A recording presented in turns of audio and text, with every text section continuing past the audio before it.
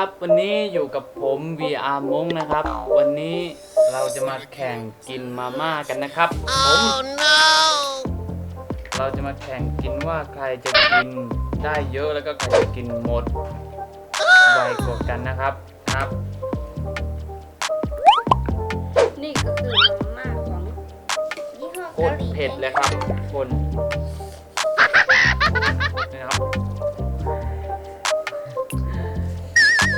คราวที่แล้วนี่มันแพ้ครับแพ้กินผลไม้ครับน้ำ1 2 3น้ำ1 2 3เอาเลยนะครับโอ้ชิงกินก่อนกันนะครับชิงกินก่อนผมแล้วครับเอาเลยนะครับนี่ครับ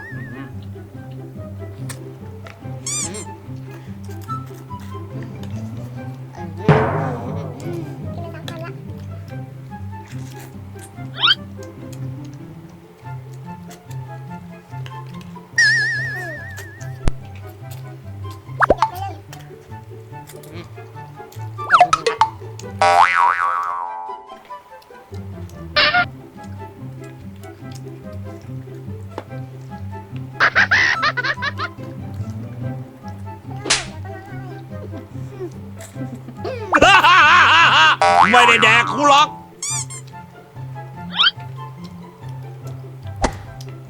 นะครับของผมยังเหลือเยอะเลยครับทุกคนท้องจะเสียงอันนี้ครับทุกคนเนี่ยครับต้องบอกว่ามันเผ็ดครับ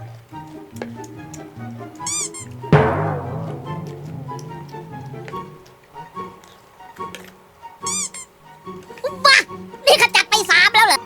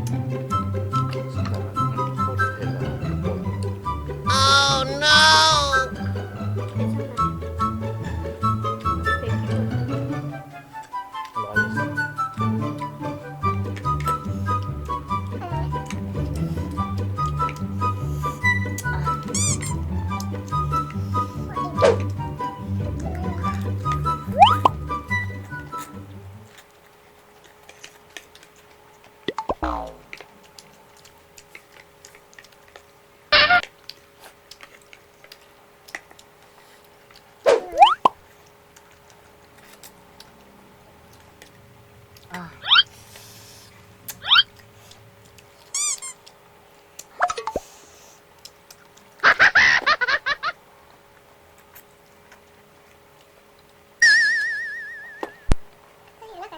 ไม่ไหวแล้วกินไม่ไหวแล้ว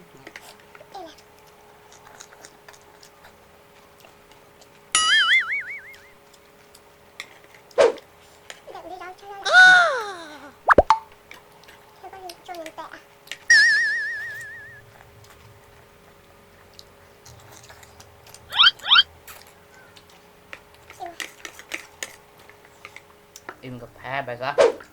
ไม่ยังสู้อยู่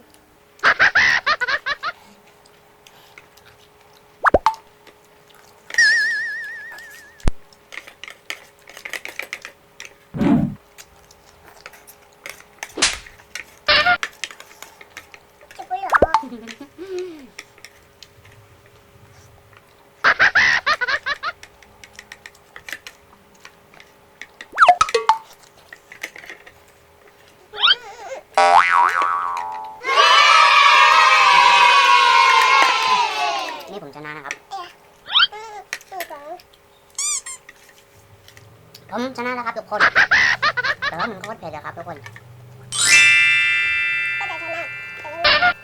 ไม่เสียวครับมันโคตรเผ็ดนะครับทุกคนซึ่งแบบผมยังไม่เคยกินเผ็ดขนาดนี้เลยนะ